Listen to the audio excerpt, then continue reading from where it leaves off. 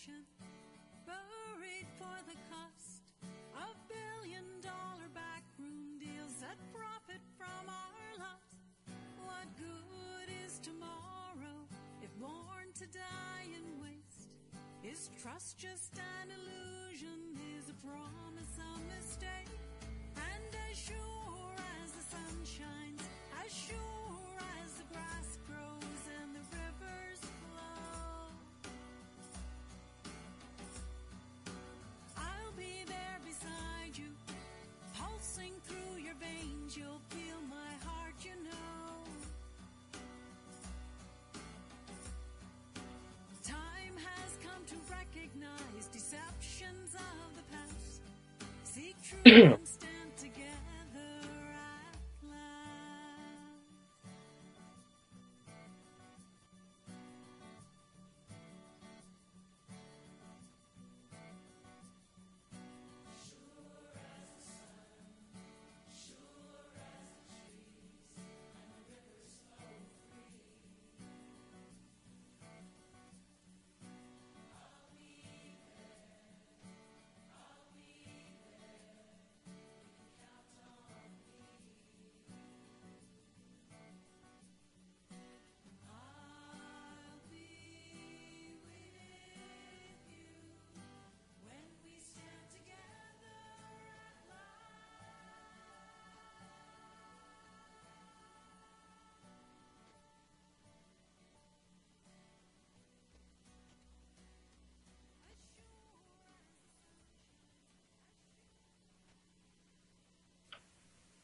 Awesome. Thanks, Phyllis Sinclair, phyllissinclair.com at last.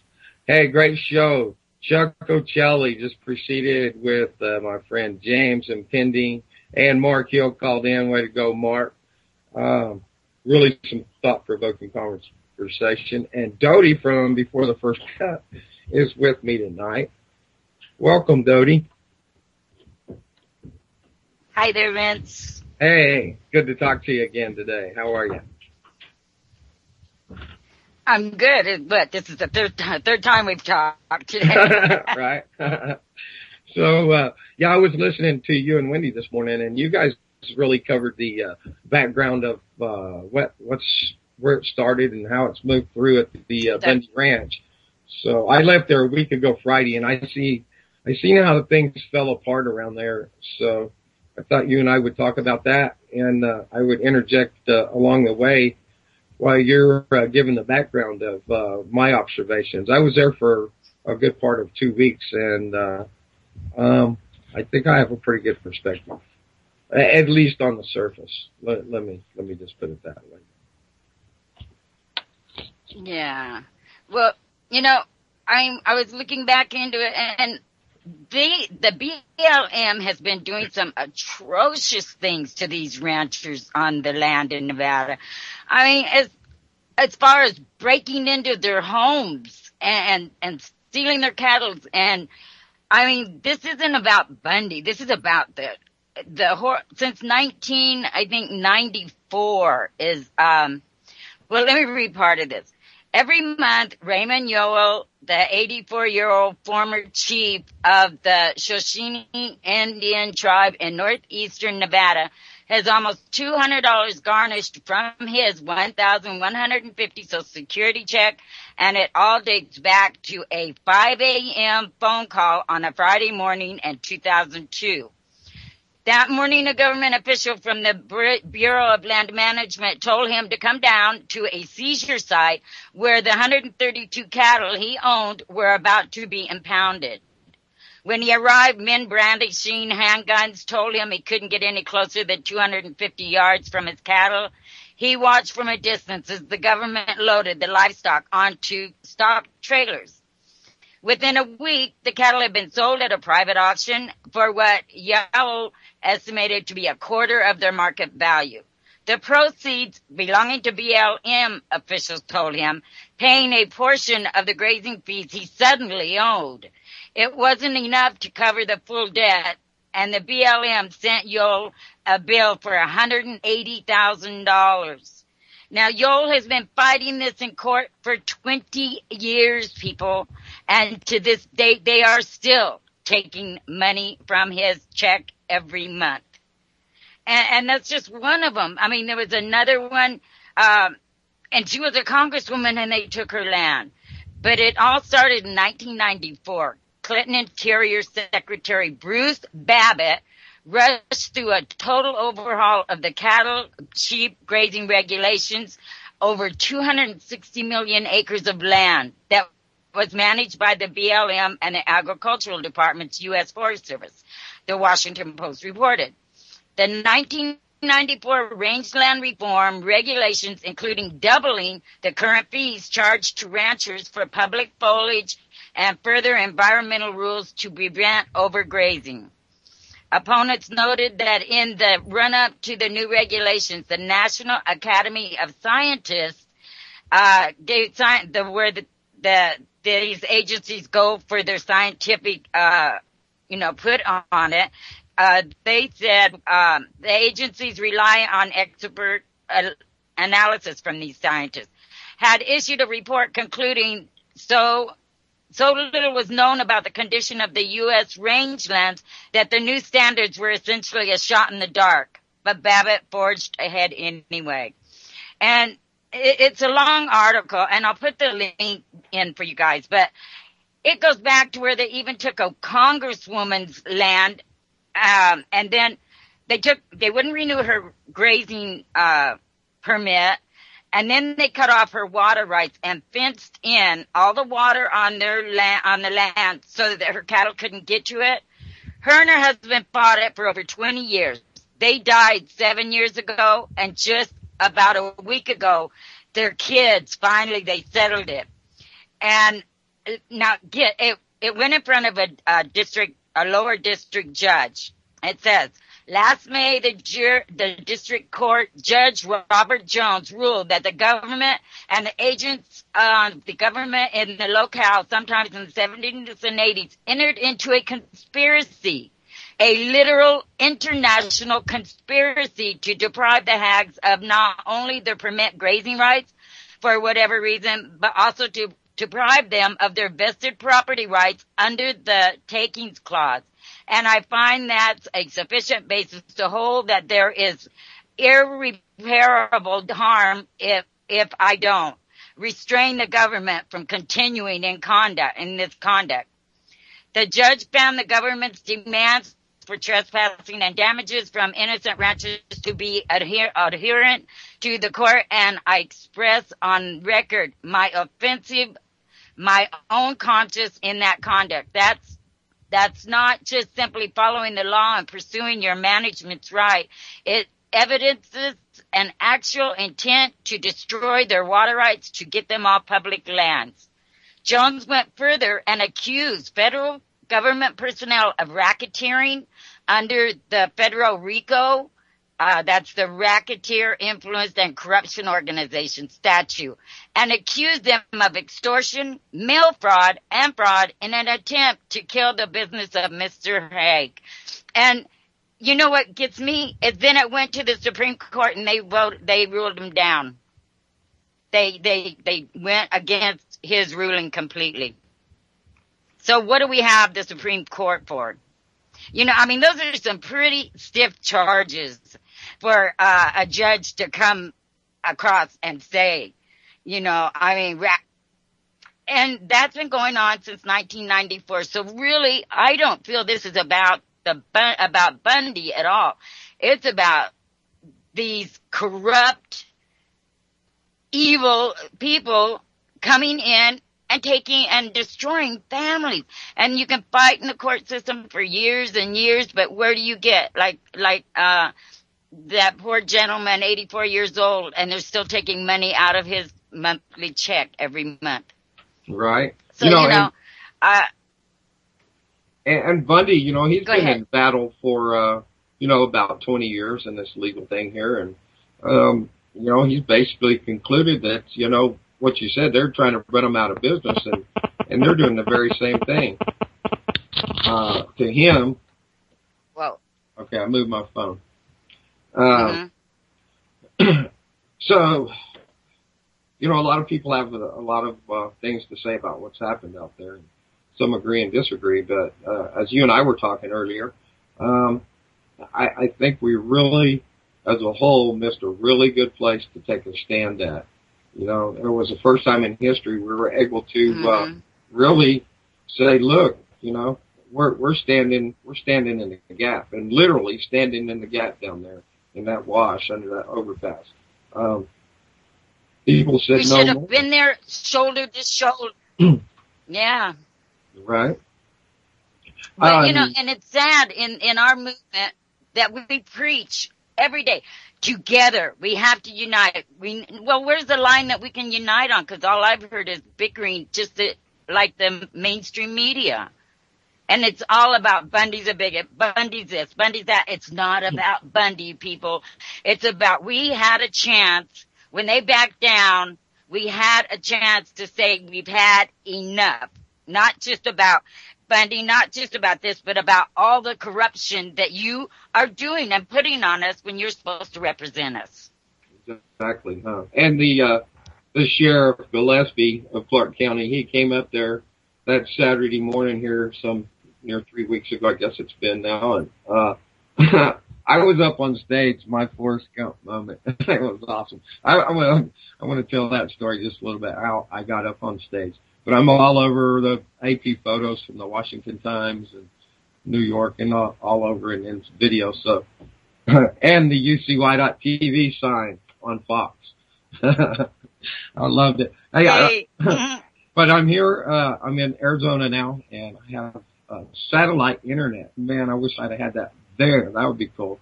So anyways, I've got a motorhome now I'll be fixing this year, and yeah, so I look forward to doing some mobile. That will be really cool. There is a couple of guys there that I got. So tell us about your experience there. Okay. Well, first, I'd like to shout out, go to my Facebook page, and you'll find Tom and Jason Patrick. Their links. I'm not sure what their status is right now, but they really embedded out there, man. Those guys were really hardcore. It's like, you know, how we see these, you know, reporters that embed over in, you know, the wars overseas and stuff. And it's like, these really embedded, man. I mean, roughing it and, getting the truth out there. So, my kudos go to them, and also PM Bears. She's been back and forth out there, and she has done an awesome job. So, my vote goes to those three for, best coverage at the Bundy. And, then I will by default take number 4 in position. And yeah, I got to ask some questions, here last week, which I think aired pretty much across there was a lot of networks out there after the race thing came up, and, Channel 13 interview I gave. I said that, I believe the use of words is sometimes owned by a region or an era and time, and refer to that as myself using the word icebox instead of refrigerator. So he said Negro. Okay. So that's what people back in the day called, black folks. I say black. Am I supposed to say African American? You know, it's all semantics, and the mainstream, they pulled it out and they went with that and they slammed it, but look, I was there. There were black people out there as brothers, arm in arm with these other militia.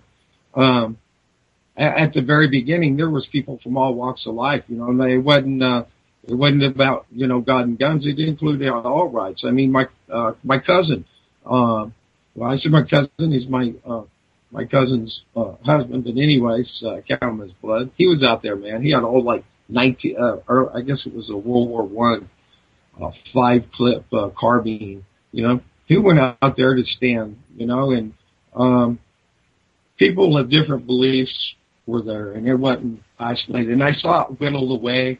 And, you know, there's very few guys left there now. I'd say, you know, at a guess, I bet you there's no more than 20 at the most, and maybe less than that now this past week. But it looked to me like people were, in there, and using some of the same old tricks, emotion, like Pete Santilli. Now, that dude, man, I first saw him, I didn't know who he was. When I first got there, I got, on that Friday, I was up all night and all that next Saturday. which brings me, I'll interrupt them and go with this story. This is how he ended up on stage up there. Ammon had overheard me talking to another guy about 2 or 3 o'clock in the morning outside his trailer. And he came out and he introduced himself and he said, look, I've been listening to you talking. And he says, I just feel like, I can trust you. I think he really just was of heavy heart and just really needed to share with somebody. And he let me in on what was going on, that Cliven Bundy would not talk to the sheriff. He's going to have to come up on stage. But they already spilled it over, the sheriff did. And, look, we're going to pull out la-di-da, all this and that, trying to, get everybody to go home. But now, it's my opinion somebody really was behind the scenes stirring him. And I think Pete Santilli was definitely part of stirring the pot. I don't think anybody would have been there had he not called out his influence. But good or bad, some people may or may not agree one way or another. I think overall, like you were saying, that it was really a missed opportunity for all of us to really take that final stand. I mean, just not the final stand, but that first stand, and then the next time they wanted to go against somebody and govern by a point of a gun, then Michelle Fiore, that's thanks, good shout out to her. I think she kind of distanced herself. She's running for assemblywoman here in Nevada. I think District 4, if I'm not mistaken. But hold on a sec. Excuse me. There were a lot of people there, some people that were moving around. I read body language in people so well. Pete Santilli, before I knew who he was, he looked like a worm. And there was a couple other people. And then I spoke with people that were kind of fronting as, up there. One gal in particular, I think she was just trying to maybe show off like she was, had, bigger position and stuff. But she worked at a corrections facility, and she said that without saying it. She stopped herself while I was talking to her. I didn't bother airing a lot of stuff to me when it turned out to be look like I was ambushing somebody or something like Jerry, forget his last name, who was in charge of the militia. I believe they deposed him. They caused a split. They threw the Oath Keepers out. Supposedly, this guy, I've got his name written down somewhere. Anyways, he was going around acting like liaison, and he'd come to me, and I was all like, "Hey, kick it, dude, yeah." And I was smoking a joint. I passed it to him. He's like, he hits a joint, and we talk a little bit and talk, and hey, yeah, we'd like to get this kid Anon here, get him over here and get some support from Anon. And I hope I'm wrong, and if I am wrong. If I'm wrong, dude, I apologize, for calling you this, but you appear to me to have been, an agitator there. And I'm quite certain there had to have been several, I found myself examining, scrutinizing, people's motives, just looking real close. We had one old man up there that was, illegals get the hell out button on his shirt and just, but I had to, kind of back up and re-examine him, too. He comes from this era and he's got the same stuff pumped in his head, and, people take different camps, and, it's so, a lot of people do not realize that with the unity that we need to take and set aside our differences and take a stand for true freedom. So I believe a lot of people are missing that. So Vince, what you're saying is like in the beginning, it was all like they knew what the purpose was and they were together on it. But then as time started going on, they started bickering amongst each other or trying to agitate each other? Well, I'm not, it wasn't just so obvious or anything. There were some moves that were being made. I think they were trying to maybe close ranks. I kind of stood in scrutiny of that guy, Jerry, but, reconsidering and looking at him, and, I kind of, seen the loss of, that stand on high, from talking to him previous and then then again afterwards. And I do have his number, so I intend to do some follow-up. I have several people's number that I would like to go back next week and get it set up that we can get some first-hand accounts from some of the people up there in the top.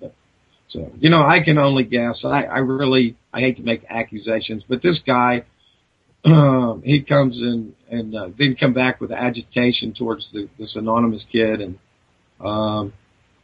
says, look, man, you can't be around here smoking pot and stuff, and body slam guy and kicked him out of camp. And so anyways, he's here with me now. By the way, I'm in the White Hills of Arizona, broadcasting from satellite internet radio to UCY.TV. Yeah, about 60 miles from Vegas. I can see the lights of Vegas and Laughlin and some other little spots of light out in the desert. Is it windy? Yeah. Is it windy there? It's usually windy. How many feet up are we? 35. Yeah, 3,500. I made a good guess. I said 36 is what my guess was. So, it's really pretty up here. A lot of cactus and Joshua trees.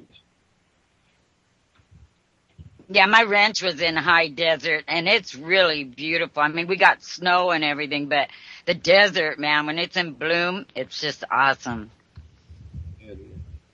So, but the only thing I didn't like was the wind. The wind, constantly the wind. Hi, Anon 9534. Yes, we are live. Welcome. So, let's get back into the timeline then of the Bundys, Cody.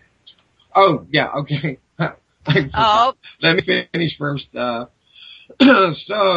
after talking to Ammon, he's like, well, he let me in on a little information. Then he asked for some help getting stuff set up. And here's my contribution I made, is that we needed a amplifier and speakers and microphone on stage for the press conference at 9 a.m. And Ammon said, can you do that for me? And I said, let me see what I can do. So, excuse me. I catch Pete Santilli and I said, hey, Pete, I said, look, man, I said, I need an amp, speakers, and a mic up here and a podium up on stage. I said, can you help me out? He says, who are you? I said, Ammon asked if I could get it done. I figured, hey, man, you're the guy for this, right? I said, can you do that? And he says, you got a truck? And I said, who's got a truck? Somebody threw the keys and away he went and made it happen. So, yes, I am living my Forrest Gump moment. Thank you, Victor, my brother. He named it that for me. And a public service announcement at this time. It is 4:22 somewhere. So if you miss 4:20, it'll be that again in 24 hours. I didn't miss. So. Hi, Joel. Awesome. So yes, we are on UCY.TV. It's awesome being here. I'm coming up on a year here. Wow. In just over a week, I've been here with Jules, and she's built a fantastic network here, and we've got a lot of great people that broadcast here. You are on before the first cup in the morning, starting it out. Well, we got actually Prepper Chick starts with a rebroadcast, except for live on Tuesdays mornings. It's been a fun experience being here. Really a lot of growth, I think, and a great network where we're sharing the information with quite a amount of civility on it. Well, it's like Jules says, we're here. A lot of these things people hear about, but we're here to try and connect the dots for people, try and get the whole picture out there instead of just like the mainstream media that gives you one slanted side. Okay, so I guess I've got myself up on stage and I'm filming up there. I have it on YouTube, so my YouTube channel, you can find me at What Matters Be Easily, or just search Vincent Easily. You can probably find me that way too. So I got a lot of good videos that up there, some interviews. Of course, it's on a little old Cricket phone, so don't expect a lot of great quality out of it. But, if you're able to make it out there, I think we may be able to. I'd like to jump back out there if you get that way, but I think if I unhook the satellite, I could take I'll get a satellite, finally take it out there and have internet access on the spot. That would be cool. Wow, that would be so cool, you know? Yeah. So people can see what's really going on there with no bias or anything, just, you know, see the truth, because there's so many different angles to this. I mean, every time I look it up, there's one person saying one thing and one person saying another thing, and it's according to which one you hit, you know, and I don't know, it just, to me, this was an opportunity. We're always saying, you know, together, united, we can take care of things. And this was a great opportunity for us to really show that we can come together and have one purpose and stay strong. I'm just afraid we missed it, and it makes me kind of sad. Right. And, whatever your name is, the meanie anyways. Yeah, some people said, you know, that, Bundy is, I don't know. They put him in different categories of fundamentalist or whatever, or, association with that one guy, from the FLDS. You know, I haven't looked at any of that. My opinion of, the people in Bunkerville and the Bundy family is, you know, they're God-fearing. They have, like most people, they have their bias on their view of life, and that, their view comes from, their faith in the LDS religion. So, you know, I can't fault them there. You know, but to me, it wasn't about Bundy. They made it all about Bundy. You're right. But it was about the government overreach. It was about you know, the government going in to just collect a bill with guns drawn and attacking citizens. I mean, that's what it was about to me. It could have been anyone's ranch. It just so happens that Bundy got the attention of the media and gave us this opportunity. And I mean, I've never seen the government back down before, and I don't think anyone else has. And this was when we should have realized how power we had and come together and supported the issue. You know, that we got a chance here to stop them from coming in and destroying lives and just being corrupt and being really a gang of evil people with guns. And they're brave when they come up across someone that isn't armed. But you put some people with arms in there and ready, and they're not going to back down, and there's an opportunity there. Well, you know, 3 minimum, and here says research who you want to get behind, brother. Look, you know, as far as I'm concerned, it's like you're saying, Dodie, it was the event. And as far as I'm concerned, it was an event horizon that we could have all stood with and put aside the differences of and not make it about the man, but to make it about that event. And the next time it occurred unjustly, we'd stand again for that person. And eventually people would say, you know, look, we don't have to be governed by tyranny anymore. Right, and you know, by the publicity and all, I was going to read this first part of this article by Representative Chris Stewart of Utah. Said, concerned about the armed agents that surrounded Nevada rancher Cliven Bundy's property, is mulling a measure to cut funding for any paramilitary units that work for the Bureau of Land Management, the Internal Revenue Service, and other federal regulatory agencies. There are lots of people who are really concerned when the BLM shows up with its own SWAT team, he said, and Salt Lake Tribune reported. They're regulatory agencies. They're not paramilitary units, and I think that concerns a lot of us. He mulled an amendment to an appropriations bill comes in context of recent BLM actions against Mr. Bundy. The federal agents armed themselves and surrounded his property, tasered his son, closed down road access to the ranch, and even shot a couple of his prized bulls. The reason? Mr. Bundy hadn't paid his grazing fees to the federal government, but rather fought the matter in court. militia from all over the nation came to the ranch to support Mr. Bundy in his standoff with the BLM. And for that, Senate Majority Leader Harry Reid labeled them domestic terrorists, various media reports. The BLM finally backed off and left, but not before a shocked nation expressed its outrage at the government's armed stance against a man who, at the root, was guilty of not paying a bill. Now, that says a lot, and, it's true. What are we doing allowing our government to come with guns to surround your home because you didn't pay a bill? I don't care how much the bill was. It's still a bill, and you can put lien on his land, on his cattle, all this, but you don't go with guns and go up against unarmed people. And that's what shocked, things like the things at Waco, a lot of it was hidden from the public. And if you didn't see the rules of engagement, you wouldn't know about the things that were really going on. Well, this could have ended up another Ruby Ridge or another Waco. It really could have if no one had been there to support him. I ponder what's yet to come. And, like I said, I've been out of the loop this last week. So I really don't have too much idea what's happened this week. So that's something I will be looking at. And, I want to get some people on here next week from up yonder. Yeah.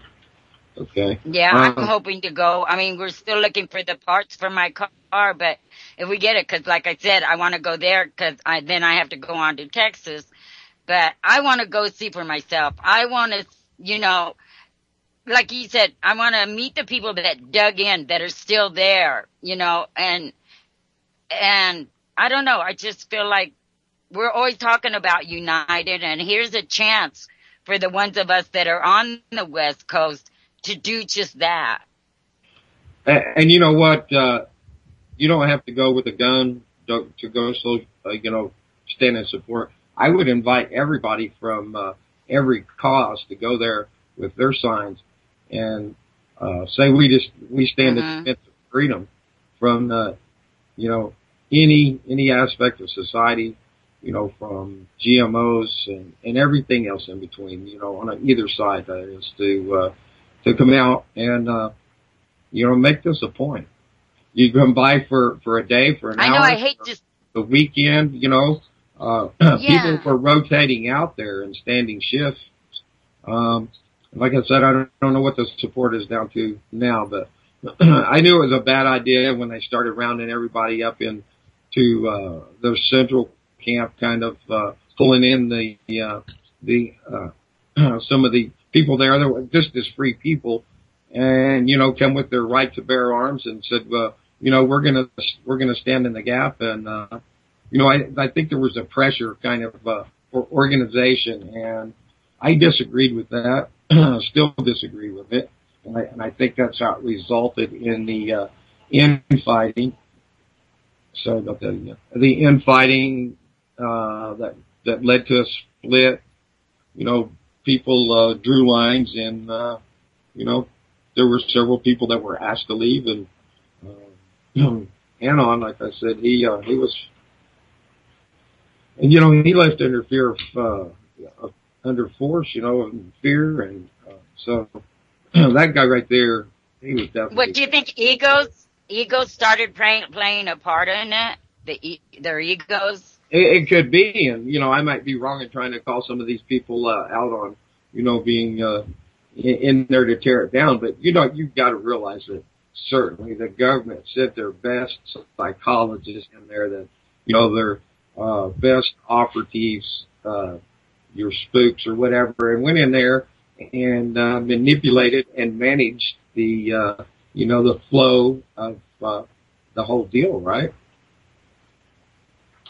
Just like they do on with the media, they get people to bickering at each other when really if they think about it, they're all there for the same reason, but they're allowing themselves to be drawn into this my side, your side, thing. And it's not supposed to be like that. That's the one thing we're always fighting. Democrats, Republicans, this religion, that religion. All of that should not even enter the picture. And I think in the beginning, it didn't, from what I've gathered. Yeah. Hey, by the way, there are 3 Naminim. I can't say that. Why can't I? Menon? Okay, try again. I can't do it. Yeah, Santilli, I think if he ain't an agent, he's missing a good chance for it. Yeah, he screamed down the press, man.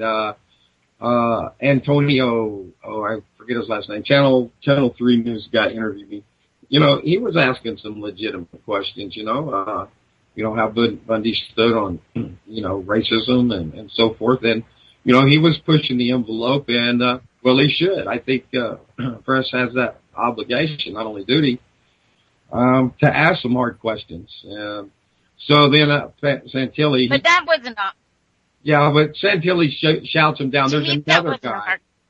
No, not at all. And another guy, he starts baiting, and then it's, boom, crowd mentality. Everybody, rah, rah, rah, and shouting down the press. I seen fear in old boy's eyes.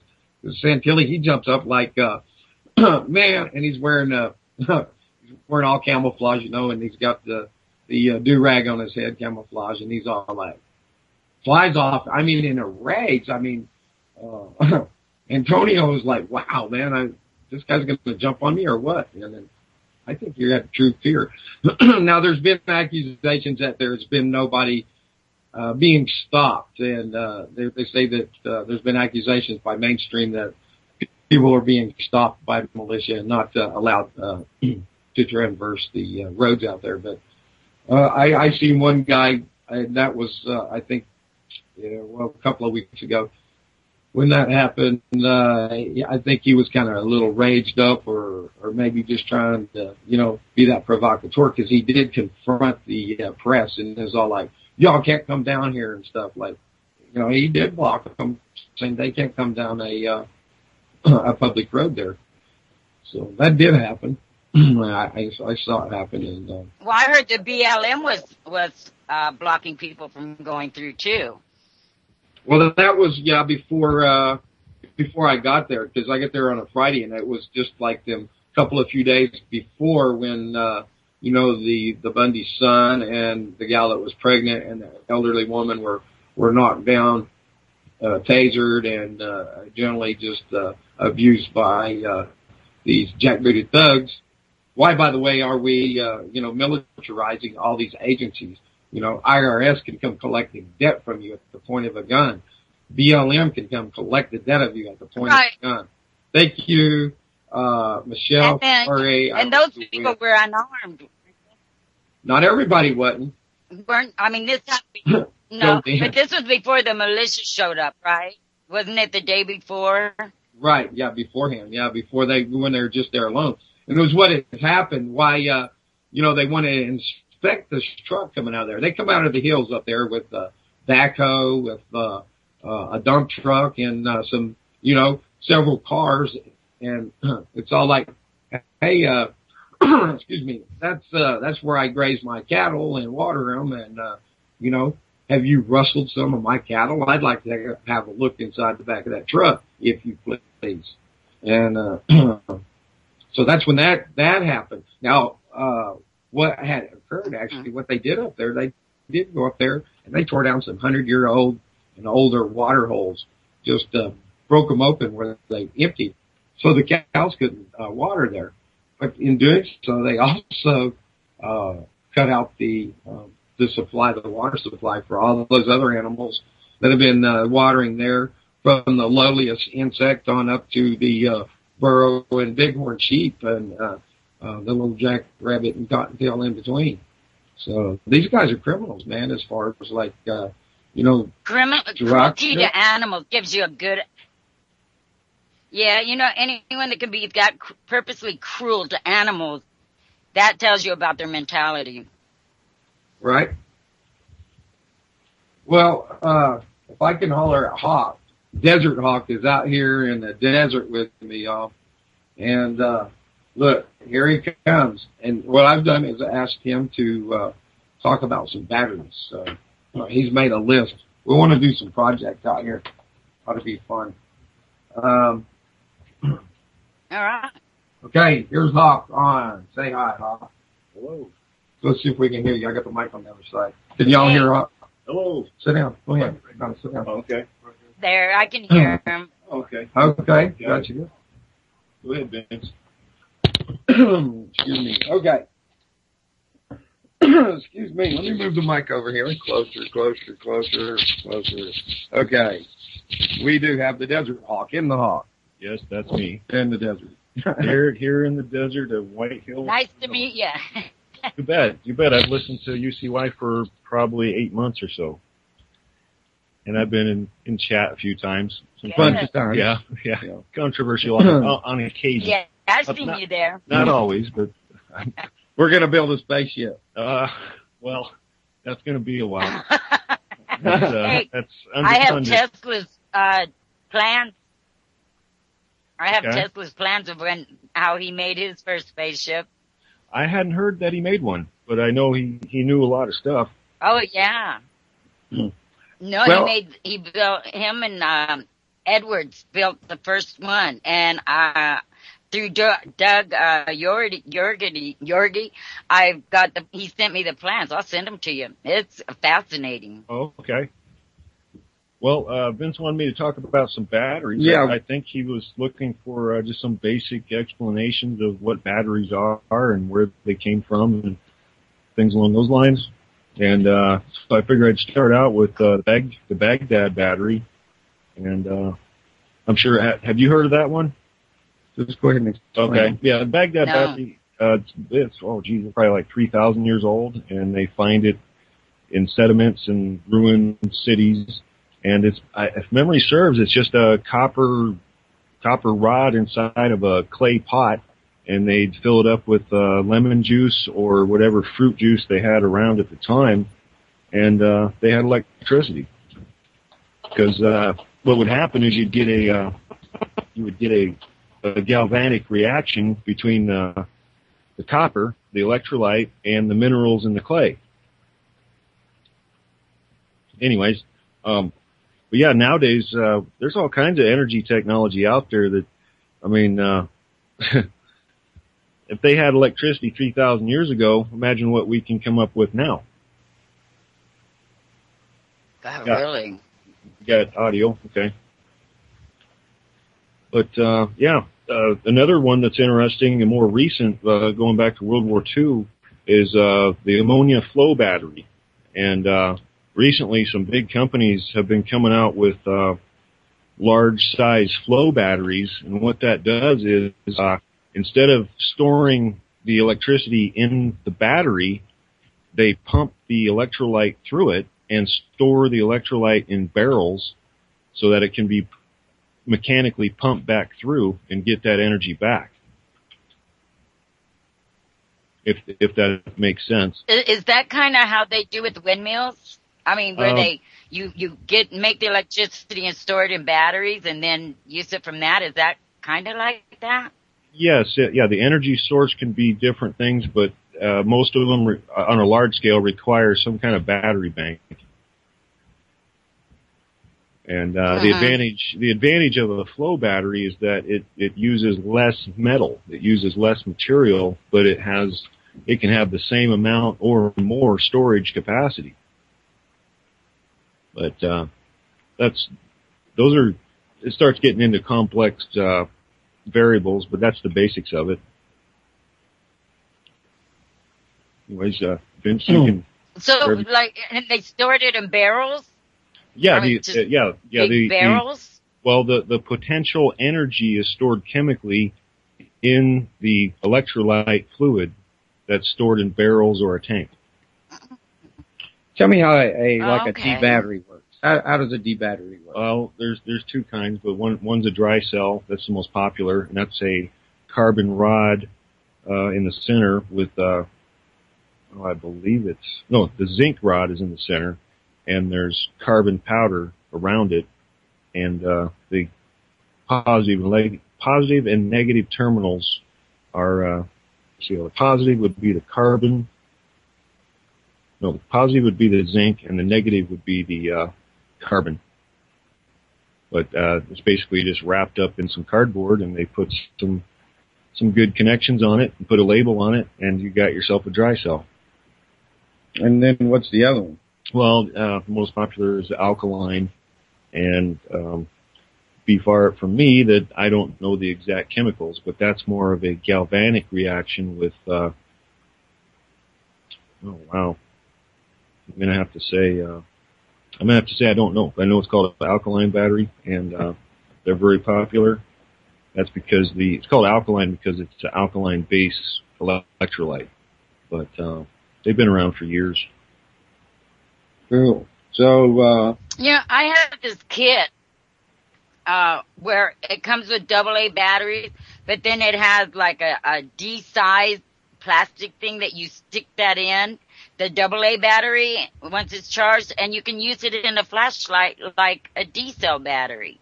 Yeah, that's basically a battery. That's a battery adapter. Yeah. Mm-hmm. Yeah, there's all kinds of possibilities. I mean, right, but so an AA is the same amount of juice as a D-size battery, but you pay like 10 times more.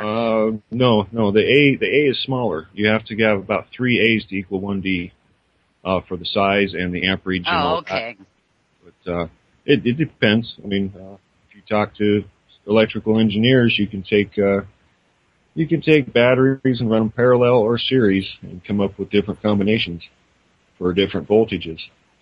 But, I think, there was one other thing I wrote down here.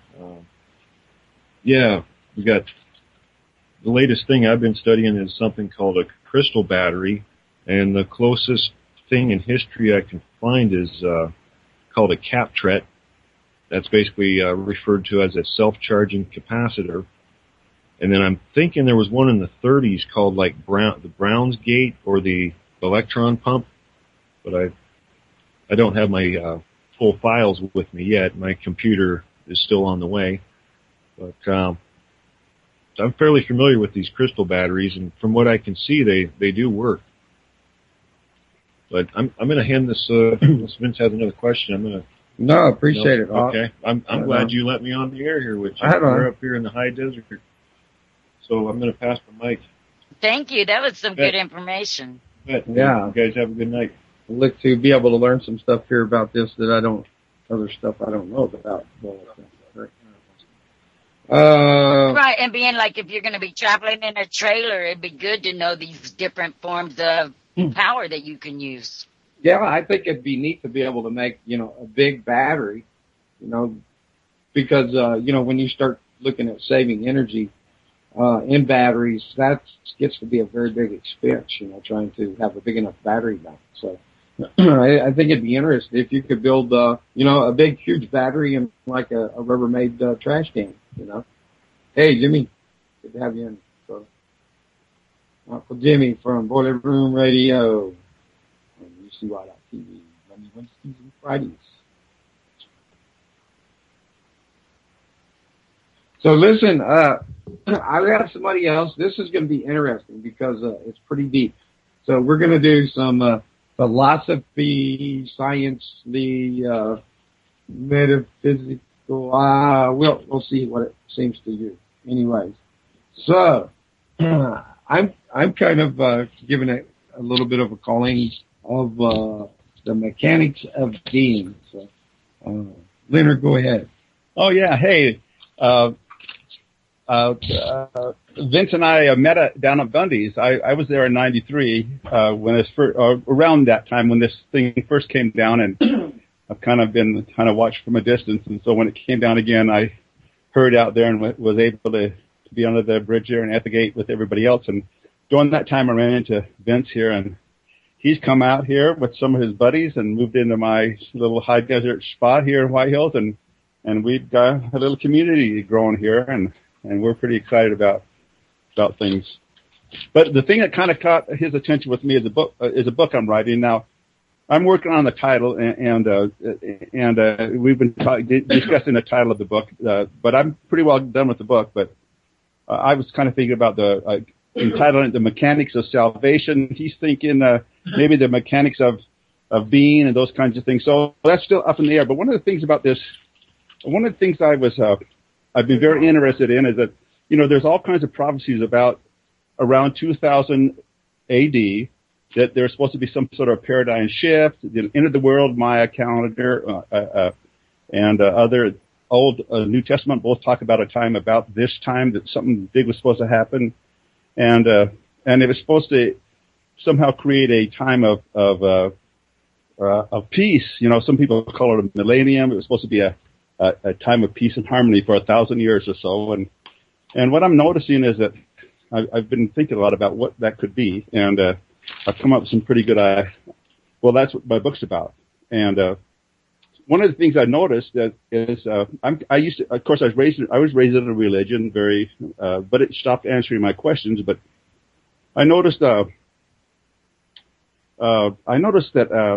you know, it talked about something called resurrection, and of course, back then it was like, you know, just like a total myth, or it'd have to be magic or something. But I realized today, 2,000 years later, we have something called cloning, and we're actually capable of like cloning a new body. We could take a cell from you or myself and actually clone a new Leonard. That's my name. And but then we have the problem of getting consciousness into it. That would be kind of there's a quest for a long life or eternal life. And of course, one of the big things that is happening now in the area of artificial intelligence is how do we, as we see computers developing, we're actually seeing computers that are starting to have something called intelligence and actually starting to behave more and more in the human terms. And one of the things that another issue coming up is that how do we get consciousness? As people think about, you know, how we can upgrade our species. So there's the conversation about how to get consciousness into a computer. And I'm coming to realize that actually our body is or into a machine, consciousness into a machine, and I'm realizing our body is the machine, and consciousness is in it, and our consciousness isn't alive. Our consciousness is not alive. The machine is alive. That's our body, and so that's kind of the conclusion I've come to. And now, how do we? So I'm going to just look at this. Is the first radio program I've ever been on, so I'm pretty proud of myself here. So let me just talk to you a little bit about consciousness. The brain has basically 50 billion cells, brain cells, and we all kind of know how that works. You kind of have the synapses, and there's this thing that goes on kind of on the exterior of the brain cells that creates our brain and our ability to think, and I think our consciousness. But the interesting thing is that for every one strand of DNA has more computing power than our whole brain has. And we have 100 trillion DNA cells in our body, or a trillion or thereabouts cells in our body. And each of these cells has the computing capacity greater than our brain does. So it's like 100 trillion times, or of course it's many times more than that. But and that's where, so here I am. Hey, ask a question, quick. Somebody ask a question. So we have this body of ours, if we want to think about a brain being smart, our body is infinitely intelligent. I mean, these cells, all these strands of DNA, which are like a brain in themselves, contain huge amounts of information way beyond the capacity of the brain. One strand of DNA contains way more capacity to store information, and it actually has information stored than the brain can store. And we have 100 trillion of these. So this body of ours is really smart. I mean, it's way smarter than our brain. And when we're born, we're not born stupid. You know, every animal that's born knows what food is. They know how to, and they have likes and dislikes. When you were born, you had likes and dislikes. You might have liked carrots, and you didn't like spinach. And you liked being warm, and you had a certain personality. You were alive, and you were somebody. You were something, and something happened in the meantime that made you into, what's our host name? You didn't tell me. Made me into Leonard. Yeah. You know, I wasn't Leonard when I was born, but somebody hammered the idea of Leonard into me. I was somebody else, actually. And somebody hammered Leonard into me. They told me how to scratch, what not to eat, you know, like don't eat burgers and stuff like this. And somebody hammered that into me, and now I walk around thinking I'm Leonard, and I've totally forgotten who I was when I was plugged into these 100 trillion cells that every other animal lives within the context of those cells of their bodies that tells them how to eat, when to mate, when to sleep, when to wake up. They don't need somebody to tell them what to eat. They don't need somebody to tell them when to stop eating. I mean, what animal could be as stupid as a human that would actually suck smoke into their lungs twice? I mean, you know, there's no animal that would ever do that except for a human. And this is the part of us that's been beat into us, that is so confused that it'll do stuff that's bad for our bodies. I just got a couple stents put in my heart because I love bacon and grease. Well, you know, a rat wouldn't eat as much bacon and grease as I do, but I've repented from that. But still, a rat has a lot of intelligence, and somehow or other, I have to still think about how much I should eat, when I should stop eating, when I should have a mate, when I should sleep. You know, so there you go. Ask me a question quick. Quick. Yeah, I can't do it quick. What about that? Like people, they say there's a brain in the stomach too, you know. Well, that's part of another part of the body that's processing and information. So, you know, that goes deeper into, like, you know, you get that feeling in the gut of your stomach or butterflies in your stomach. Yeah. Actually, like when you burn, if you grab a whole hot item, a red hot, something hot that burns you, the sensation goes to your spinal cord and back. It doesn't go up into your brain and get processed. It's kind of a reflex thing. But let me mention another thing very interesting. See, that God has said this condition we're in today, where humans are actually insane. If you look back in one thing I've learned as like a bishop about resurrection, and they talked about 2,000 years ago, they didn't know how to say cloning, and they didn't have the conceptual ability to say, even discuss the things that they had on their minds. And so, but as I look back, I start realizing there were some really high concepts that were being recorded in the Bible, Old Testament, New Testament, that type of thing.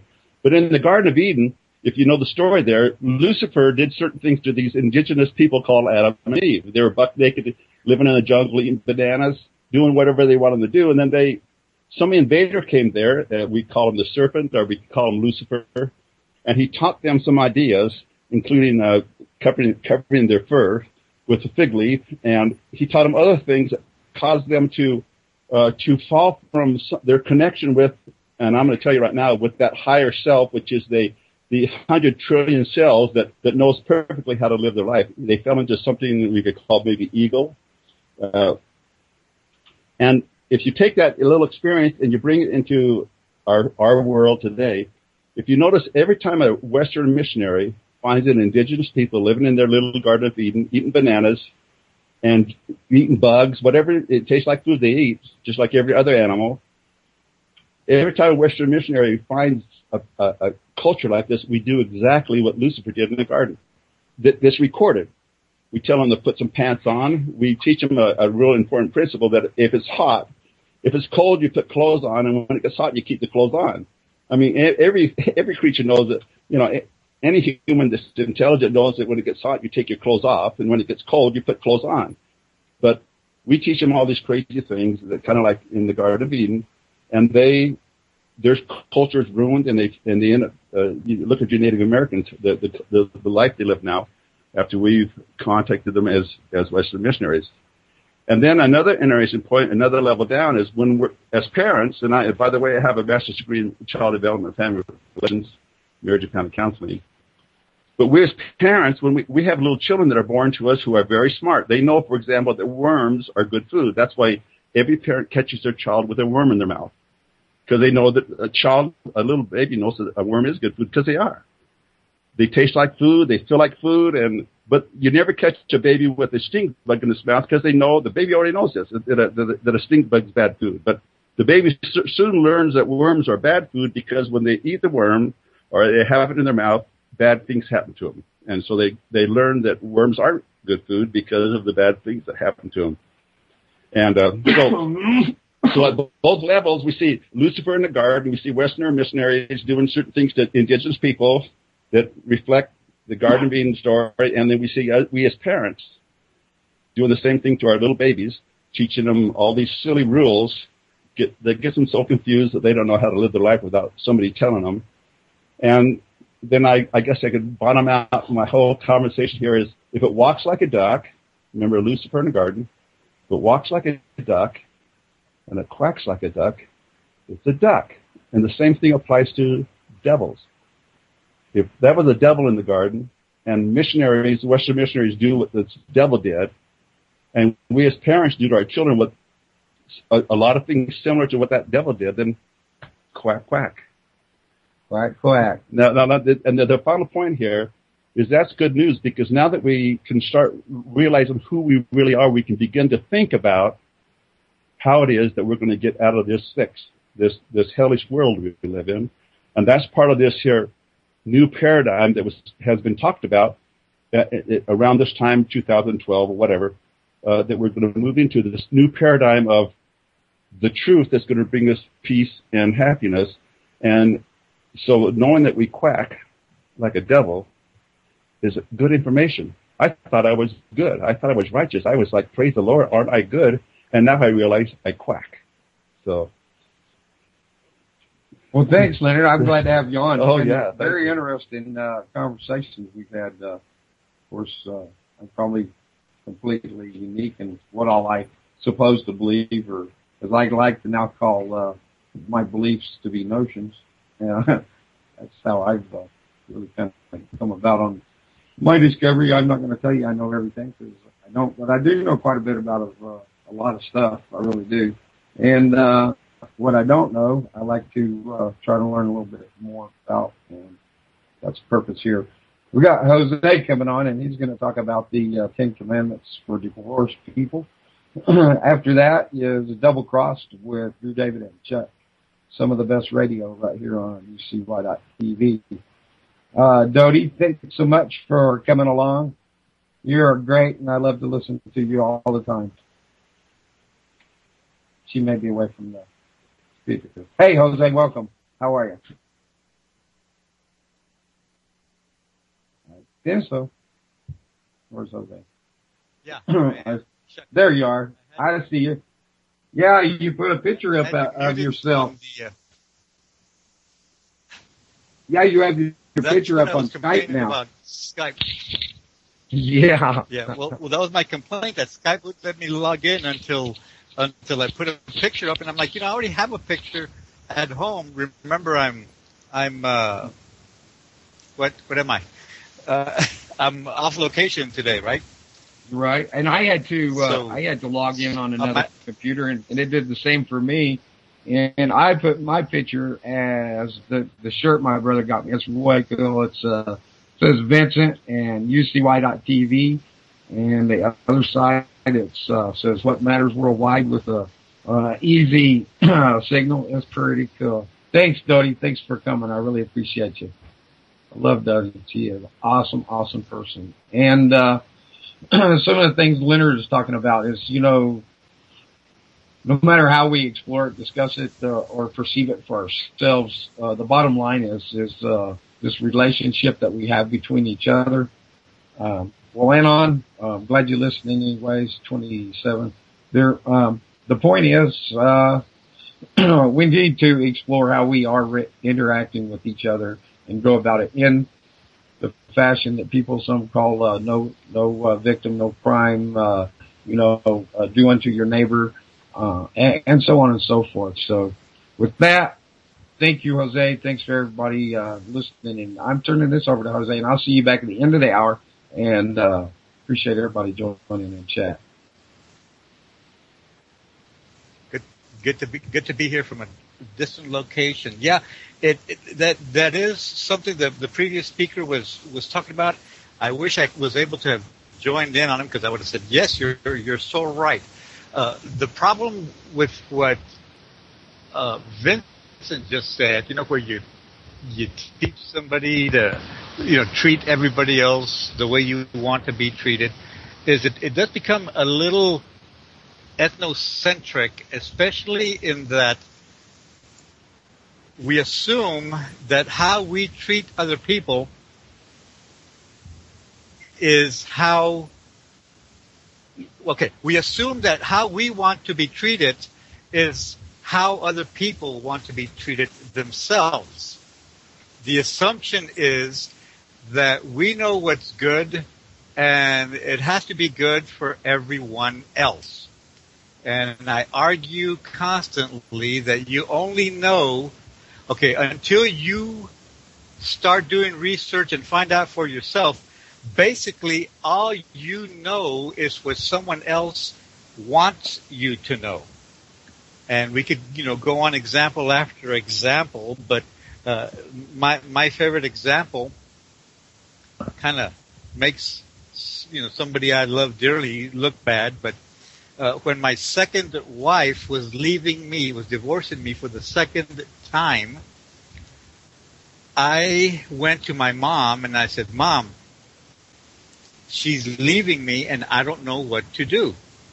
My mother, whom at the time was probably around 70, maybe 72 years of age, told me without skipping a beat, beat her.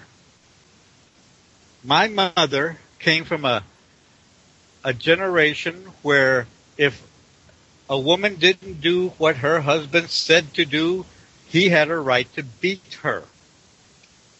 And she felt that that was the proper thing to do. Now, this is a woman telling me to beat another woman. So you can't say, well, sure, men are going to think that beating a woman is the right thing to do. Well, the reality was this was my mother, the woman who should have taught me how to treat women, period, was telling me to beat my wife in order to gain her respect.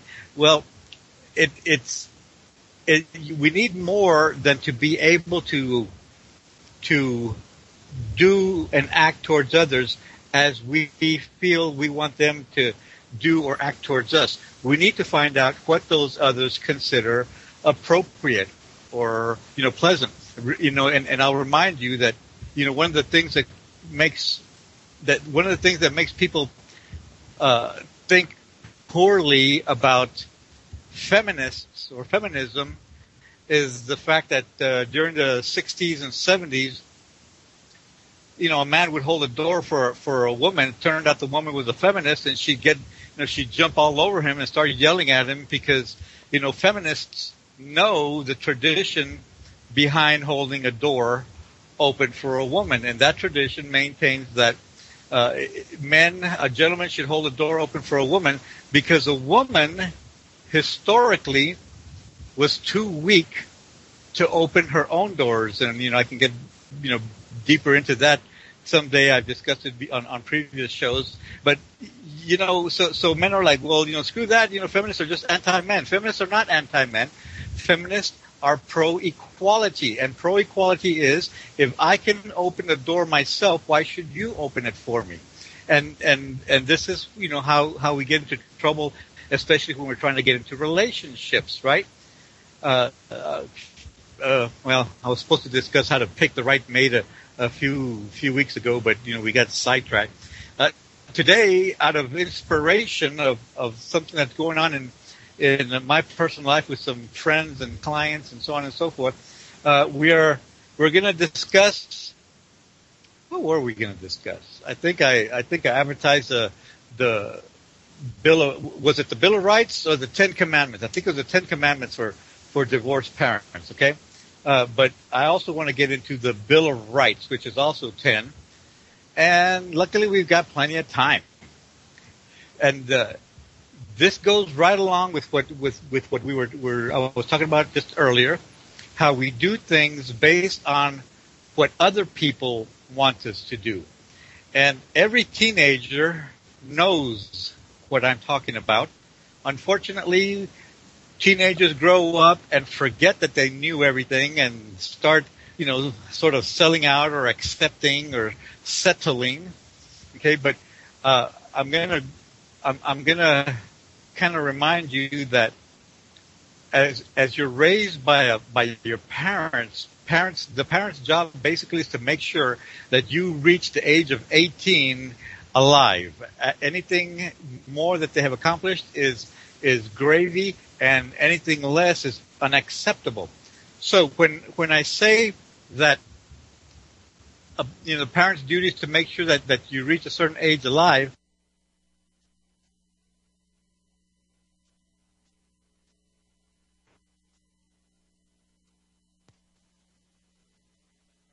When I say that a parent's duty, make sure you reach the age of 18 alive. Basically, what I'm saying is they don't have to teach you anything about life. Some parents take a personal interest in their children, and they try to teach their children as much about life as they can, so that the child have a head start.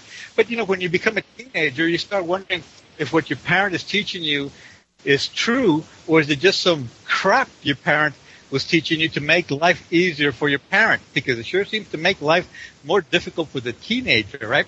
And so the teenager strikes out and starts questioning things, starts questioning authority. Teenagers may have some traumatic experiences in which they realize, oh, my parents do care about me. They are teaching me things, for my own good. I better start listening. But that ends up being on faith. And then you grow up, you become a teenager, and you realize some of the things your parents were teaching you were just out of convenience, right? They cared about you and all of that kind of stuff. But if your parents really cared about you, why do they kick you out when you turn a certain age, right? Which is a certain culture. I'm not saying that it's right or wrong, but the European cultures kick their kids out at the age of 18. Whereas the indigenous cultures, cultures indigenous to what we now call America, tend to keep their kids with them for as long as possible. There's a difference, right? Or one, they're really the line between right and wrong when it comes to relationships is very blurry, almost non-existent. Okay, especially when we're dealing with the topic of tonight is my 10 Commandments for divorced parents, and also the Divorce Parent Bill of Rights and Wrongs. Even though I say there are no rights and wrongs, because the concept of right and wrong depends on what it is you are trying to accomplish, right?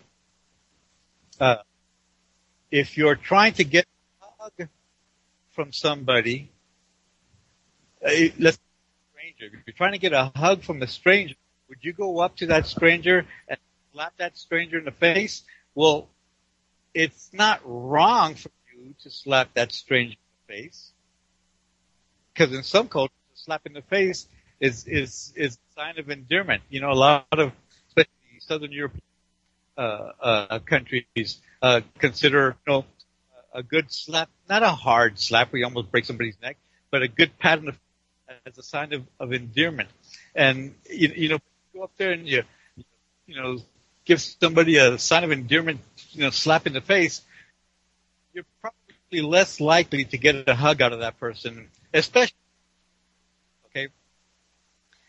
Now, when we are separated parents, now I'm talking about parents here as opposed to couples, and the reason that I had this topic is because we have a lot of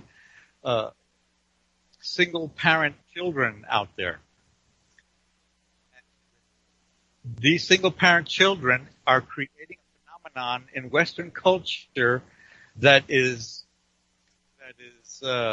unprecedented, except for in the Chinese culture, which of course is a completely different culture, and they seem to have gotten through it okay, right? With the Chinese having the Chinese government imposing a law of only one child per couple, which basically raised a generation of children without brothers and sisters, and then that same generation grew up, got married, and parented the next generation, which was a generation without aunts or uncles, right? And that's something that a lot of people in this Western culture failed to recognize that it could be a potentially devastating phenomenon for the next generation, because this is where we learn how to be loving and hugging and generous towards each other. I'm sure most of the listeners out there, have a favorite aunt or a favorite uncle or a favorite niece or nephew, and so on and so forth, right? Well, imagine an entire culture growing up without brothers and sisters and nieces and nephews and aunts and uncles. That's kind of a weird situation. I'm keeping a close eye on it to see if my predictions are right. Well, now we're getting over here to the 10 Commandments of Divorce. I'm going to read through the 10 real quick, and then we're going to go through each one by one, in order to kind of shed some light on each one. As far as the 10 Commandments of divorced parents, number 1 is share your anger and grief with friends, family, and counselors only. Keep your child out of it. Number 2, always respect your ex in front of your child, even when just speaking about your ex. Number 3, communicate directly with your ex and stop using your child as a messenger. Number 4, respect your ex's visitation time. Keep phone calls, etc., to a minimum. Number 5, speak positively of your ex to your child. Number 6, exclude your child from all discussion of your family court matters. Number 7, enroll your child in doing kind gestures for your ex. Number 8, encourage your child to keep in contact with your ex while your child and your ex are apart. Number 9, allow and help your child be excited about visitation. Number 10, include your ex in important decisions affecting your child. Now we'll go back to number 1. We'll shed some light on it. Number 1, share your anger and grief with family and counselors only. Keep your child out of it.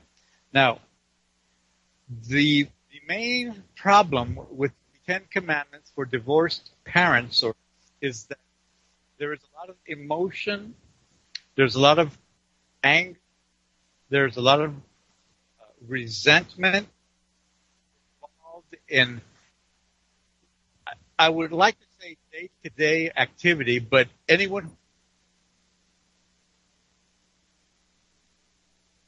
who's ever been through a divorce knows that it is really a minute-by-minute encounter. You are pretty much going through a kind of hell that is easy to blame your ex about. And you're probably right to have this ex, and we'll discuss this further when we get into the Bill of Rights. Okay.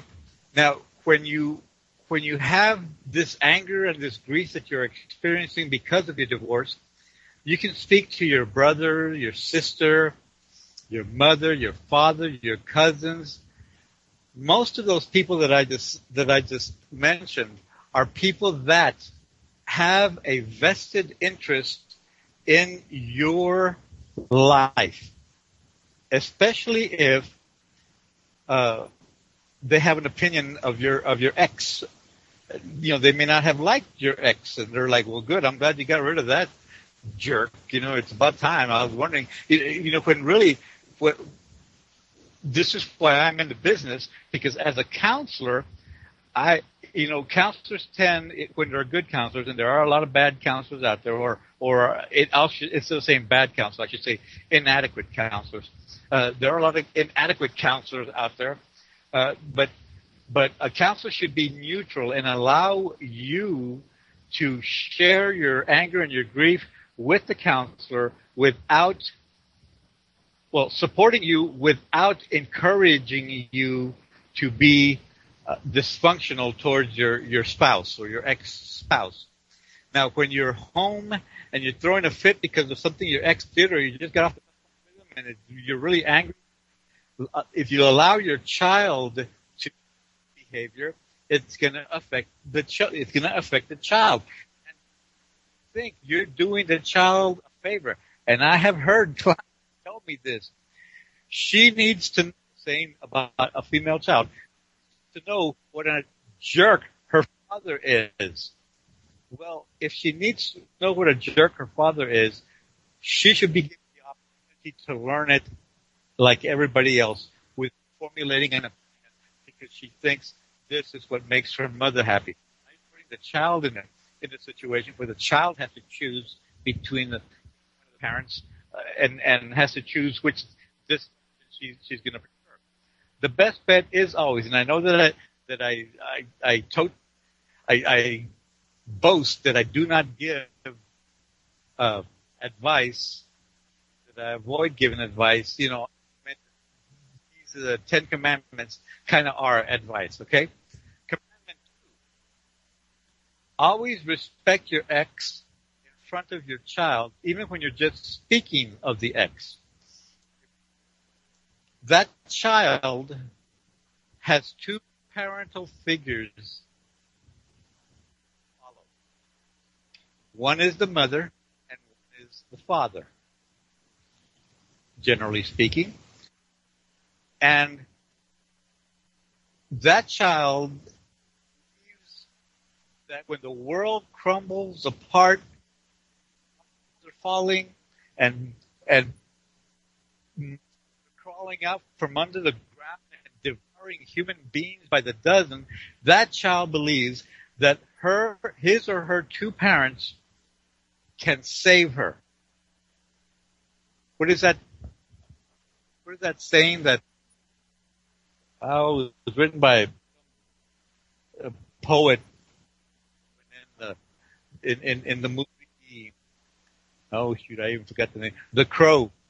You know, the Crow says, "Mother is the word for God out of the mouths of babes." You know, as far as this child is concerned, her mother and her father are gods. One God is talking poorly of the other God. Basically, this child's world is being devastated. When you are around your child, speak fondly of your ex and explain this to your ex so that your ex speaks only fondly of you. The child is around your ex. It is very that you avoid making yourself feel better at the expense of this child's love and devotion for his or her parents.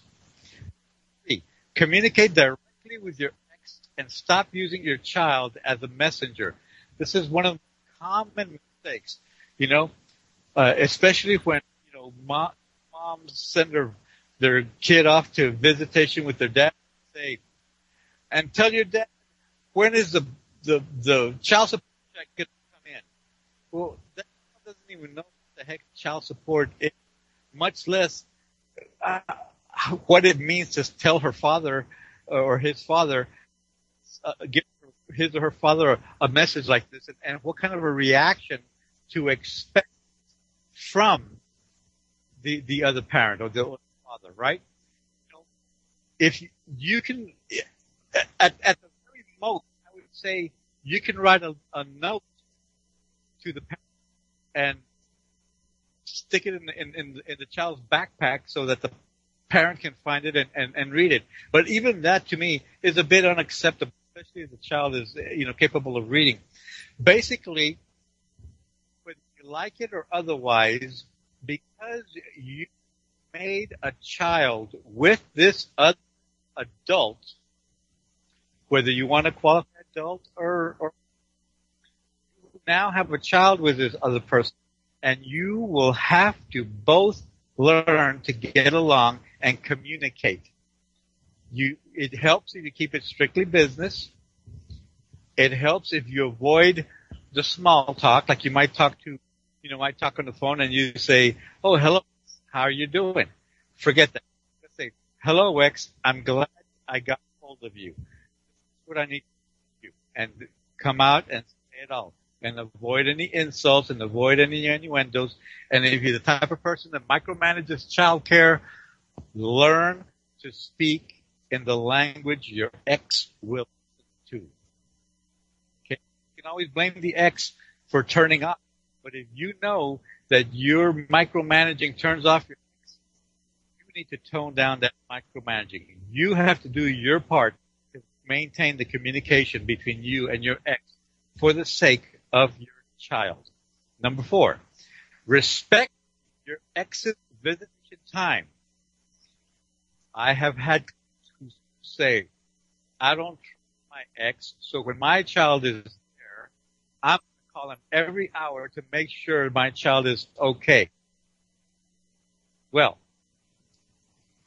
I'm sure your ex were to call your child while you're with you every hour, you would appreciate more the fact that you should both learn to trust each other and respect. Now, understand me. I understand there's some parents out there who are really, really bad with children. And if that be the case, we need to make some other arrangements for visitation. Calling every hour or every half hour to make sure the child is okay is outlandishly out of the question. And if you ask me, I praise that ex-husband for tolerating, or that ex-wife for tolerating the harassment, because that is what it is. Okay? Especially if you're calling, texting, or passing by. You know, this is behavior that normal people in society, although we can always question what normal is, would call the police about. And if your ex is tolerating you doing this kind of crazy behavior, praise be unto that ex-spouse. Get a hobby. Get a pet. Get a garden. Do something to help you pass a little bit of time that your ex receives in visitation, and allow your ex to form necessary relationship with y'all's common child to make that child healthy. This is not about, you're not fooling anybody when you say you're more concerned about the child. We all know what it's all about, and we need to stop it, right? Number 5, speak positively of your ex to your child. Okay? It's tough. Remember what I mentioned before. There's a lot of emotion involved in this, in these sort of situations, and I understand that. It helps your child, and remember, your child is 10 times the confusion and the emotion that you think you're going. It helps, for example, when you tell your child, you have your mom's beautiful smile. Your mom has always had great eyes. I fell in love with your mom because of her eyes, and have those same eyes. I'm glad that you know, you remind me of your mom, and it fills my heart just to see you, you know, when you smile or when your eyes twinkle or whatever. Say good things about your child's other parent so that your child will learn to appreciate the other parent, especially if you are the custodial parent or the parent in whose house the child spends most of the time. Because what ends up happening is the visitation is already a pretty bad thing. You know, I've been through enough divorces to tell you that the children grow up and they have friends and they can't make friends with their plans because they've got to visit their other parent during that time. Little by little, those kids start resenting that visitation time. And it's not healthy for children to resent anything about their parents, right? I mean, you may be trying to get your child to resent your ex, but I'm sure you would resent if your ex was trying to get your child to resent you. So let's keep it all even keel and allow the child to hear you say things about the child's other parent. Number 6, exclude your child from all discussion of your family court matters, your legal matters, and that includes child support, and that includes visitation. Okay? Your child just needs to know that both parents have love in their hearts for that child. Your child doesn't need to know when the child support paying parent is behind on their payments, or visitation was supposed to be this week and that parent didn't come pick up the child for whatever reason, or the visitation parent tells the child that he wishes he could pick him up more, but the custodial parent won't allow him. These are issues that are to be discussed with each other, with your attorney, with the judge, or with a counselor, or someone who will be a go-between or an liaison. But the child is to be left out of it, regardless of the child's age. And as a matter of fact, the older the child is, the less involved in these conversations the child would be. Because at an older age is when a child can make, a decision to exclude the other parent. Number 7, enroll or engage your child in doing kind gestures for your ex. For example, even when things are tough, and let's say the child support paying parent hasn't paid child support in a long time, might be out of a job, or having trouble making ends meet, or whatever the case might be, allow the child to make a Father's Day or a Mother's Day card for the other parent. Hand drawn, even if you have to do it on the back of a napkin or a paper sack or something. Allow the child to do things in front of you that will help that child feel good about the other parent. Excuse me. Now, and participate in it. You can say things like, hey, next week is Mother's Day. How about we make a Mother's Day card? Or how about we buy some strawberries and dip them in chocolate, so you can give them to your mom, and you can help. Allow that child to participate in these sort of behaviors, so that the child will get a sense of normalcy. We all hate divorce, but if it's going to be a part of the child's life, we need to encourage that child to be to accept this life and make the best of it, okay? Number 8, encourage your child to keep in contact with your ex while they are apart. You can talk about your ex to your child and include him in decisions. Like, let's say, hey, you're gonna spend Easter with your dad. Call your dad right now and find out what plans he's going to make, so that we know what to do.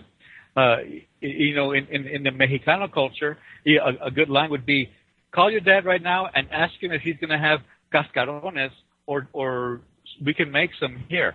And you might know he's going to have cascarones, but we want to encourage your child to keep in contact, so that the father does not become just a Disneyland dad, right? Because that becomes there's a lot of resentment involved when, especially a single mother, earning less money than the father, had less financial contacts, is struggling to get by, is really dependent on a child support check, and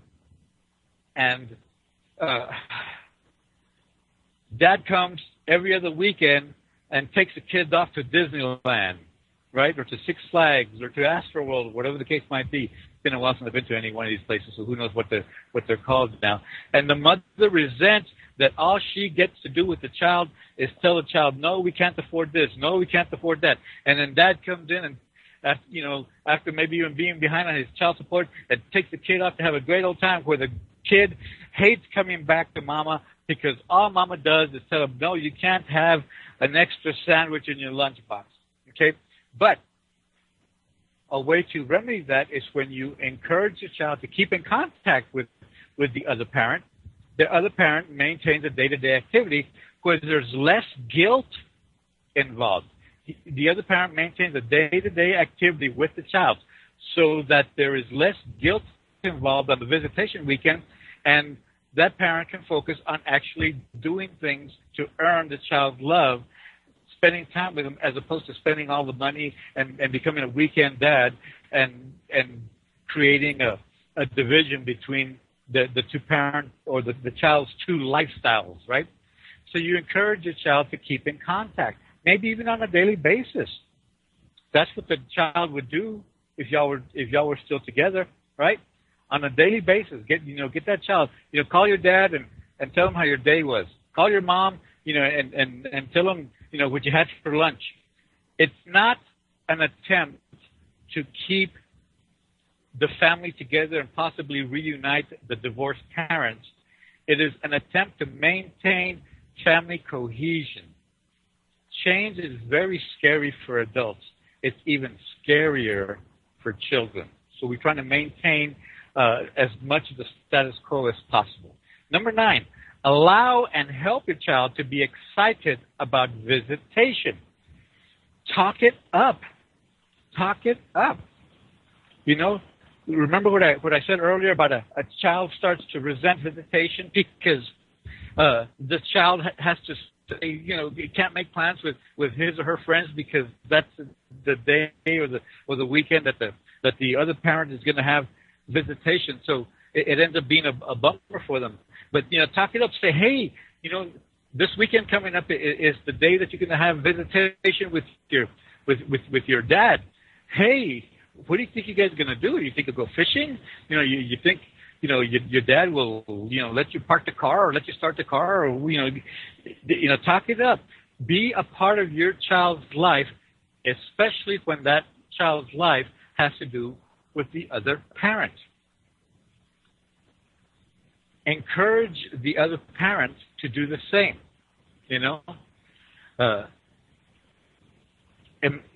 Imagine, and sometimes the parent will need coaching, because being nice to each other after you're divorced, it's kind of weird, right? It's kind of different, because everybody in our culture assumes that because you're divorced, you're supposed to not get along with the other person, with the other parent. Well, we can break that. Tell the other parent, hey, if you guys go fishing, and our child catches a fish, take a picture of him and tell of the fish and the child, and tell the kid, hey, your mom is really going to be surprised when she sees this picture, or something to that effect. So you include both parents in the child's activity, because that's what it's like to be a child, right? Number 10, include your ex in important decisions affecting your child. Now, if you ask your child, I'm pretty sure your child will agree with me in that every decision in that child's life is important. Remember back when you were, 13, 14, 15, and you were trying to get your parents to give you permission, to go somewhere. At that time, if that was the most important thing in the world, getting the permission, and if your parents so much as delayed the decision for 5 minutes, the world was going to end. Well, this is what children go through. This is what it's like to be a normal child. Whether the child is raised, in the middle of a city or in a suburb or in a rural area, where things seem to move slower, children still feel the need for those quick decisions for the sake of their life. Okay? Now, your child asks you, hey, the band. I'm in the band, and the band is, trying to get us to earn enough money to take a trip to, I don't know, Jamaica or wherever, right? And I need you to sign this permission slip to make it okay. We'll take the permission slip and says, okay, I'm going to read through this, and then I'm going to call your other parent and find out what your other parent thinks about this. Now, as a custodial parent, you may have the legal court-ordered right to make that decision yourself. But morally speaking, I'm pretty sure that the other parent would love to be considered important enough in the child's life to where he or she is asked his or her opinion about such a decision. And especially if such decisions are about, trips. Such decisions are about boyfriends or girlfriends or dating. I don't think those things happen anymore, do they? Pretty much it's all texting and so on and so forth. But these are, decisions that you could include the other parent in. Hey, does your father know that you're texting with that girl? And well, she doesn't. Well, message your father and see what he thinks about it. Okay, inclusion in parental decisions about the child is much better part of the formula than exclusion. Okay, especially if you want to get along better with your ex. And I know a lot of you out there saying, screw that ex. If you wanted to get along with me, you should have done the right thing while we were together. Okay, well, yeah, we can't do anything about the past. The past is there, it's done, and most of us regret it.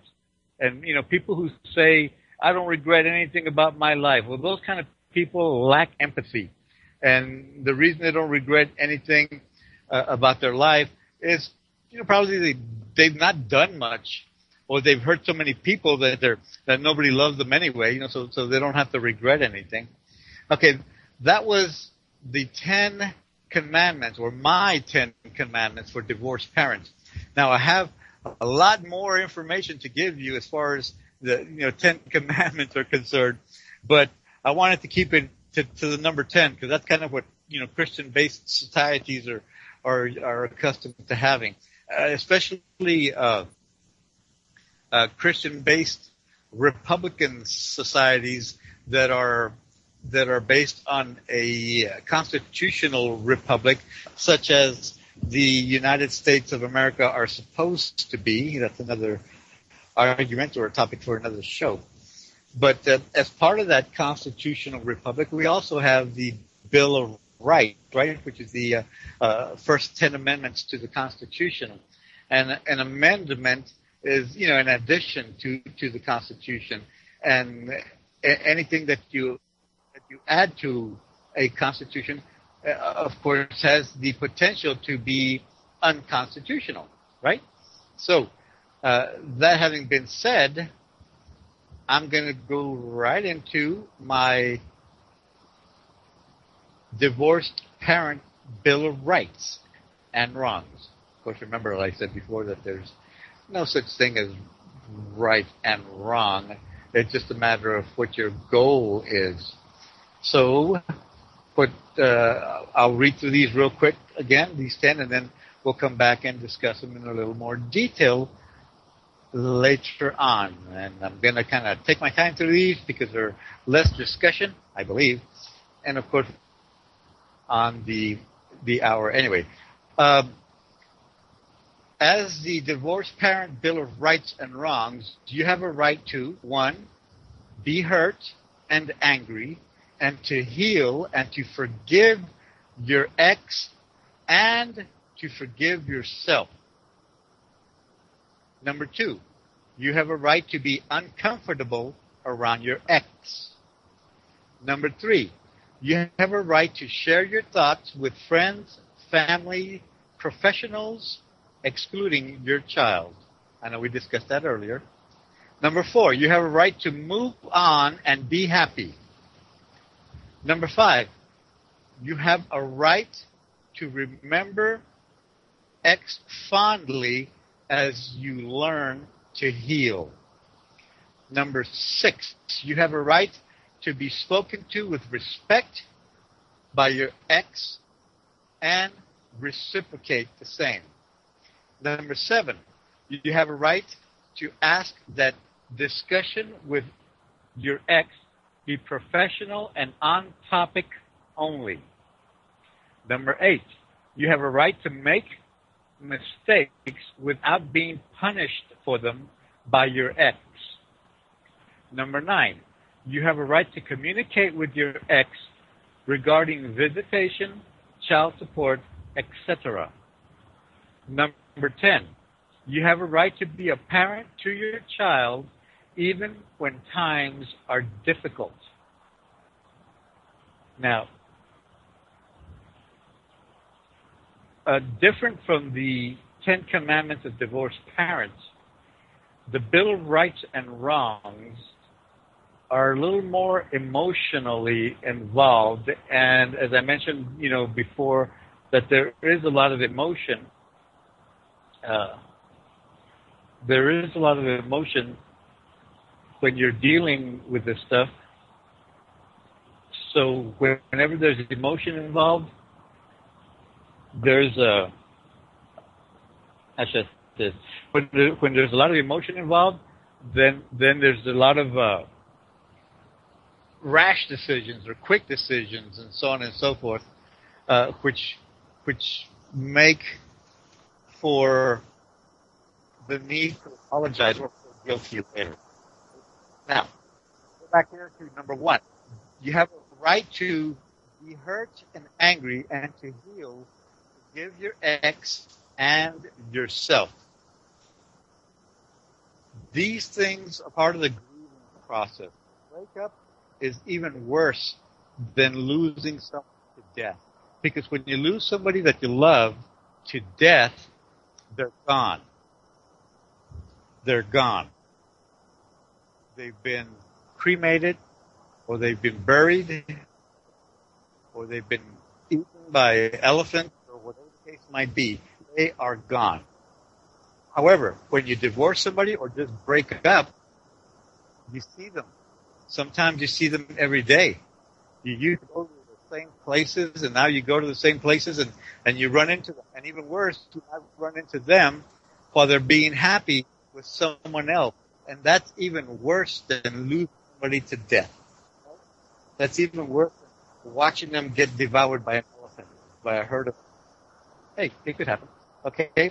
Now, you have a right to be hurt, and you have a right to be angry, and you have a right to work this hurt and this anger off by whatever means practical, right?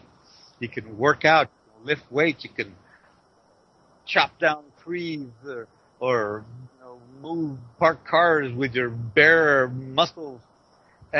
Do whatever you need to do to heal and learn to forgive what your ex did to you, and learn to forgive yourself for putting yourself through the ordeal, and forgive yourself for whatever feelings you may have thought, for whatever ambitions you may have considered, or whatever you may have actually done.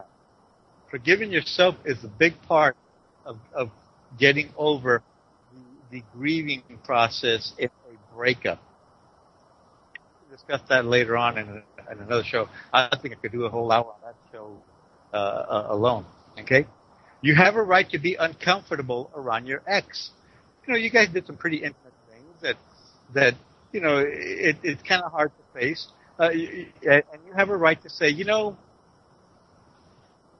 I'd like to go fishing at the pier, but my ex goes fishing at the pier, and I'm uncomfortable being around my ex right now, so I'm going to avoid going. That's okay. That's okay. Maybe you go fishing somewhere else, or maybe you give up fishing altogether and take up another hobby. It's okay until you get around to where you feel comfortable. You have a right to be happy, and if being around somebody that makes you uncomfortable prevents you from being happy, then by all means exclude that from your regular regimen. Okay? Number 3, you have a right to share your thoughts with friends, family, professionals, excluding your child. And I discussed that in the 10 Commandments, right? By all means, share what's going on in your heart and in your mind. You will go crazy and blow up, or you may choose to go crazy and you may choose to blow up unless you manage to share this information with somebody. Please do share it with your friends, with your family. Ask your friends and your family to be supportive of you without being disparaging towards your ex. You need support to affirm your emotions, that you have a right to feel this way. But you hardly need somebody telling you to go out there and slash tires or bust windows or toilet paper houses and all this kind of stuff. Okay? I suggest professionals because we're supposed to be a little more practical when it comes to that sort of thing. But please exclude sharing these thoughts with your child. Your child has way more problems than you can even begin to think. You may want to ask your child to share those problems with you, with your ex, or with a counselor. You know, less and less having a counselor is a bad thing. I know 20 years ago, if your friends found out you were seeing a psychiatrist, a psychologist, or a counselor, they think you were crazy. Today, it's a little bit more acceptable. Okay? Number 4, you have a right to move on and be happy. The only thing stopping you from being happy is yourself, your guilt, your sense of having to suffer. We all do suffer, and we suffer at different levels and different lengths. So once you experience a breakup, the best thing to do is automatically start working on forgiving yourself and start working on being happy again. I know for a lot of single moms out there, divorced moms out there, it's almost impossible. And I have yet to see a single mom that is within, 2 or 3 years of a divorce that can smile genuinely and say, hey, we're doing all right. We could be doing better, but we're doing all right. We're headed in the right direction. There's this constant feeling that you failed to maintain a marriage. Remember what I mentioned before. Oops, sorry about that. Remember what I mentioned before, that women tend to take responsibility for relationships, especially because most guys have very little idea how to maintain a relationship. So most guys say when their marriage fails, they did all they were supposed to do. It's the woman's fault, and women tend to agree with that. And we need to erase that from our heads and from our egos, and just say, hey, we tried, we failed. I wish it had worked, but I'm going to move on. Just because I failed in this doesn't mean I'm going to refuse to be happy. And that's what we have to tell ourselves. We deserve to be happy and to move on. After the process, of course. Number 5, you have a right to remember your ex fondly as you learn to heal. And this is a tough one for a lot of people, because once somebody breaks up with you, you want to hate them. You feel an obligation to hate these people. But remember, you had good times. You got together for a reason, and it's okay to remember those things. It's okay to remember the good times you've had with an ex-girlfriend, ex-wife, ex-husband, ex-boyfriend, whatever the case might be. You have a right to say, yeah,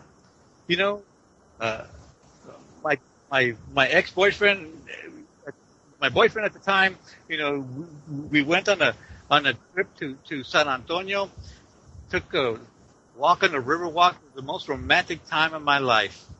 I remember that. I'll always remember that fondly. It's okay. It's part of the memories. It's part of what helps you with number 4, move on and be happy.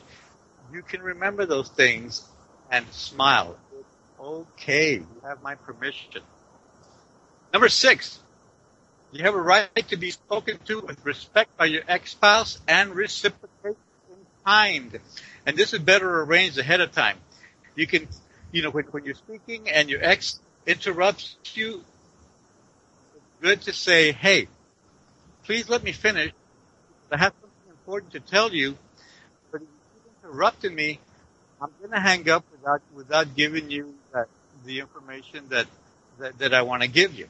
And then if you're interrupted again, or if you're spoken to rudely, explain to your ex-spouse, hey, I'm going to try to respect you as much as I can.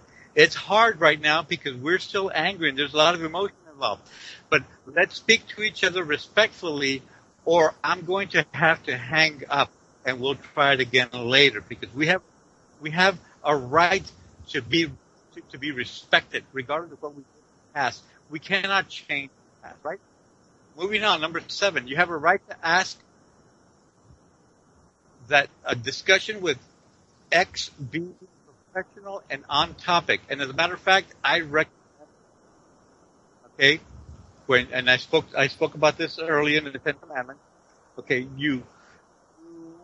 it's important that you clarify to your ex, hey, the reason we broke up is because we had trouble being civil with each other. Let's just be professional. The only thing we have to discuss is our child. Let's discuss our child professionally. Let's avoid asking how your mom is. Let's avoid asking how your brother is, how the dog is, how the fish is, or the turtle, or whatever the case might be. And let's just talk about the child. Okay, what time we're going to pick him up, where we're going to meet, and what do we do if something goes wrong? Let's keep it professional. Let's avoid saying things like, wow, you're on time. I'm surprised. Even as professional and as friendly as you think that might be, that could be the stab in the heart that your ex needs to blow up and get off topic. Number 8, make mistakes without being punished by your ex. You guys discuss this stuff, that you can be late, and it's not up to your ex to punish you. And of course, your ex could be late, and it's not up to you to punish him. Number 9, communicate with your ex regarding visitation, child support, etc. Keep those lines of communication open and understanding. Number 10, be a parent to your child even when times are difficult. Hey, I've been Jose. You did it. Wait, you did it. Awesome. I thought we were going to run out. Thanks, Jose. This is, I think, a really important topic, and being able to understand our relationships with one another. And this has been a fantastic program, and I'm going to have to listen to it again. Well, I appreciate it. Now, I was kind of pushing it there at the end. That's what happens when you let me just talk and talk and talk. Boy, I love it. Hey, stay tuned for Double Cross with Drew David and Chuck right here on UCY.TV. Jaja's going to take us out because we are radioactive. And thanks, everybody, for making it possible to have this air and share with you all. So, love and peace, y'all. Thanks for tuning in. Appreciate the people that was here in chat, and even that guy being weird. Take us out, Jose. Hey, thanks for having me again, Vincent. I want to thank my nuera, Erica, for letting me use her computer while I'm away from the home. Awesome. Although it took figuring out. I'm not sure what Double Cross is going to cover this next hour. A couple of hours. I was looking and didn't see anything. So, anyways, I know it's going to be good. Some great radio and standing for freedom. That's what we're on. Love you, y'all.